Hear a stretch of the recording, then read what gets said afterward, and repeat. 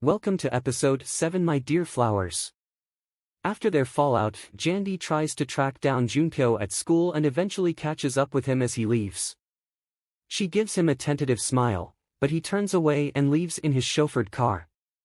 Determined to talk to him, Jandy chases after him, even pedaling furiously on her bicycle to reach his mansion just as his car pulls up.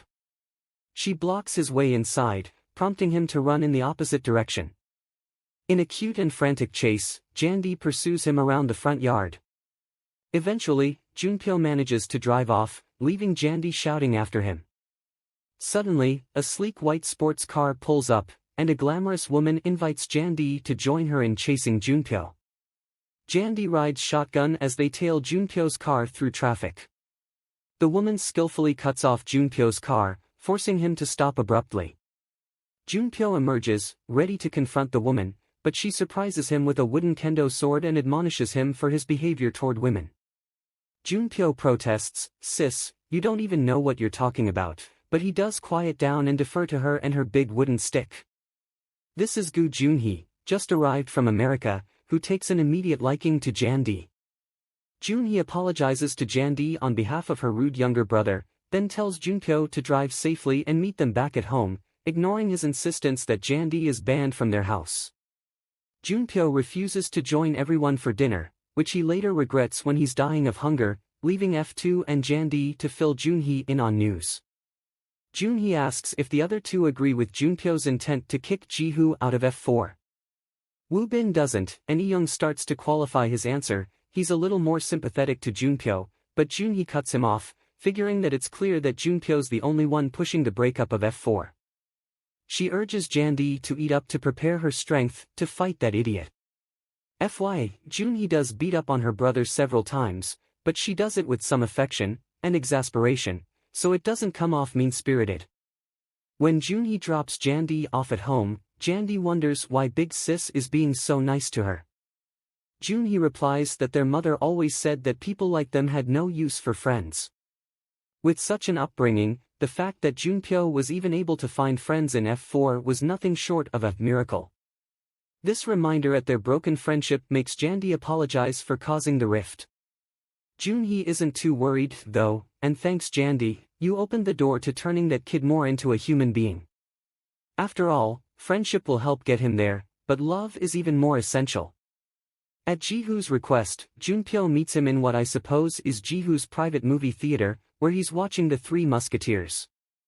By way of conversation, Jihoo asks, "Do you remember how many times we've seen this movie together?" "Must be at least 10 times.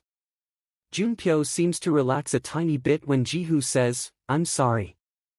I don't expect you to stop being angry just because of an apology." "But..." Junpyo, "But?" Jihoo, "Leave Jandy alone." Junpyo seems like he may have wanted to reconcile, given the right approach, but mentioning Jandy is exactly the wrong thing to say. Junpyo hardens, "And if I don't?" Jihoo, "I'll protect her." At that, Junpyo angrily gets up to leave, clenching his fist.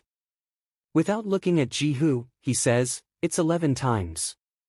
If you'd remembered we were friends who'd seen that movie together 11 times, maybe this wouldn't have happened." Oh, snap.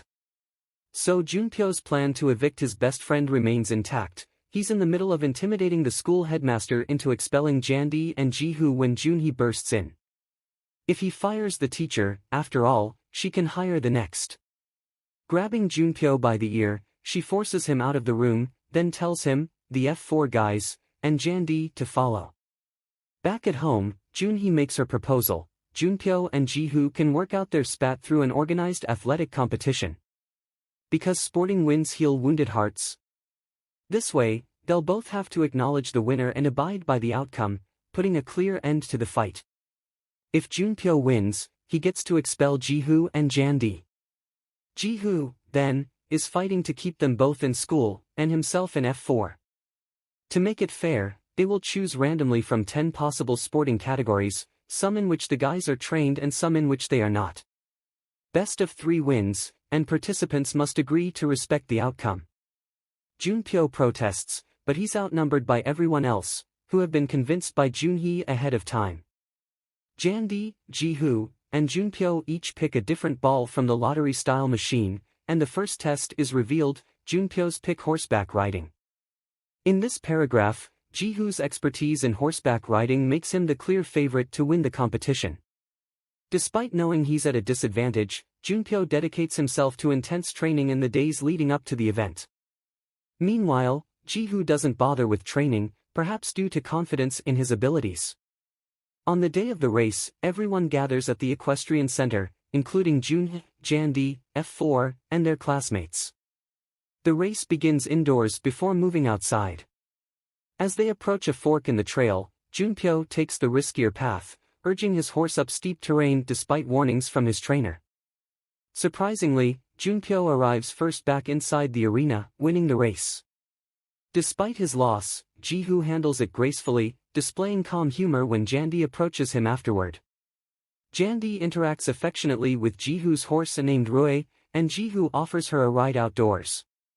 However, Junpyo's victory comes at a cost as his horse suffers injuries that prevent it from racing again, leaving Junpyo overwhelmed with guilt for his aggressive approach.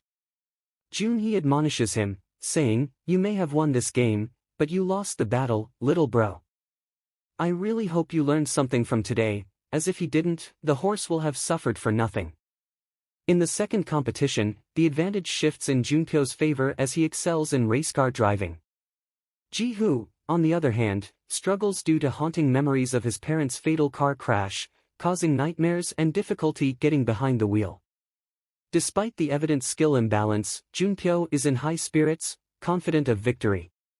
While Lee-young and Woo-bin express unease, Junpyo sees no unfairness in the challenge, especially since Ji-hoon chose it. Furthermore, Junhee's rule stipulates that they must abide by the contest parameters regardless of the tasks. Upon learning of Ji-hoon's disadvantage from the Jin Sunmi trio, Jandi reassures them that the outcome isn't certain, expressing her faith in Ji-hoon. However, this stance raises questions about Jandi's consistency, prompting comparisons to her previous discussions with Junpyo about trust and faith. Concerned for Ji-hoon's safety, Jandi visits the racetrack where Ji-hoon is watching Junpyo race. She hesitantly asks about his driving license, learning that Seo-hyun taught him, despite his initial dislike for driving. Jandi tentatively suggests Ji-hoon skip the race, but he insists on giving his best effort. Accepting some rice porridge from Jandi, Ji-hoon remains determined. Meanwhile, Junpyo's car suddenly swerves out of control as he notices Jandi and Ji-hoon together. Despite the commotion, Ji-hoon calmly continues eating, his smirk irking Junpyo. Later, Junpyo vents his frustration by lashing out at racing crew members.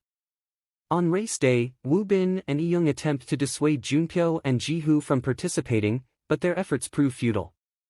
All they can do is advise caution to the competitors. Jae-yul anxiously questions Ji-hoon about his readiness for the competition, hoping he has a hidden strategy. Just then, Junpyo enters, and tension fills the air between him and Ji-hoon. Ji-hoon reassures Jae-yul that he does indeed have a secret weapon before affectionately embracing Jandi.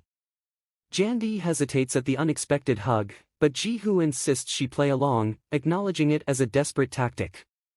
Junpyo watches in disbelief as Ji-hoon plants a kiss on Jandi's forehead and walks away, expressing his determination to protect her, even through such means. With Ji-hoon's gesture lingering in his mind, Junpyo takes to the track, initially trailing behind. Despite Ji-hoon's sudden improvement in driving, Junpyo's thoughts wander back to the kiss, causing him to lose focus and skid off course, allowing Ji-hoon to take the lead. As they approach the third test, Jandi's chosen category is revealed to be swimming, putting Ji-hoon at a significant advantage. Distressed, Junpyo refuses to participate, but Junhee reminds him that forfeiting would mean Ji-hoon's automatic victory. Lee-young steps forward, proposing to take Junpyo's place in the final challenge to ensure fairness. Despite his own conflict with Ji-hoon, Lee-young seeks to level the playing field. Junhee accepts the proposal, and Junpyo and Woo-bin readily agree. However, Jandi interjects, asserting her right to participate as well. She insists on taking Ji-hoon's place if Lee-young is allowed to substitute for Junpyo. Despite Junhee's warning about the lack of fairness in a male-female matchup and Junpyo's objection, Jandi argues that her future is at stake, and she should have a say in it. After some deliberation, Junhee agrees to Jandi's proposal, resulting in a 2-on-2 scenario, Lee-young vs Jandi, and Woo-bin against Ji-hoo. Training sessions commence to prepare for the upcoming challenge. When their eccentric restaurant boss has a dream about the race outcome, Jandi and Ji-yul eagerly inquire about the prediction, hoping for positive news. He cryptically describes the race's climax as a moment when everything turns dark, leaving the outcome uncertain. Ji-yul suggests resorting to underhanded tactics due to the high stakes, proposing actions like secretly administering diarrhea medication to Lee-young or even running him over with a bicycle. However, their boss firmly opposes such dishonorable methods. Despite this, Ji-yul visits Lee-young to discuss the race. She implies that he should consider throwing the competition to protect Jandi from expulsion. However, Lee-young refuses, stating that while he won't jeopardize himself over the contest, he won't deliberately lose either. He reminds her that she doesn't exactly have the right to be so upset at his position. "I warned you that it would be a good idea to stop her." Jandi's family is shocked to hear that she cheated on Junpyo with Ji-hoo and is now facing expulsion. Despite her attempts to explain, they express disappointment upon confirming the truth. Her father suggests that Jandi takes after her mother, who tries to silence him, and reflects on his experience, noting that when a man is hurt by infidelity, an apology from the woman often helps mend things. They advise Jandi to apologize to Junpyo, a rare instance where their advice seems reasonable.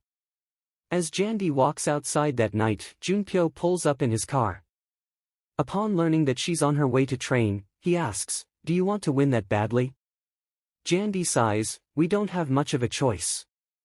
Junpyo is struck by her phrasing, "we." Frustrated, he questions, "Why did it have to be Ji-hoo? If only it wasn't him." Jandi reproachfully says his name, but he suddenly pulls her into a hug. Sincerely, he adds, "It's not too late. It would only take one word, if you said that you like me."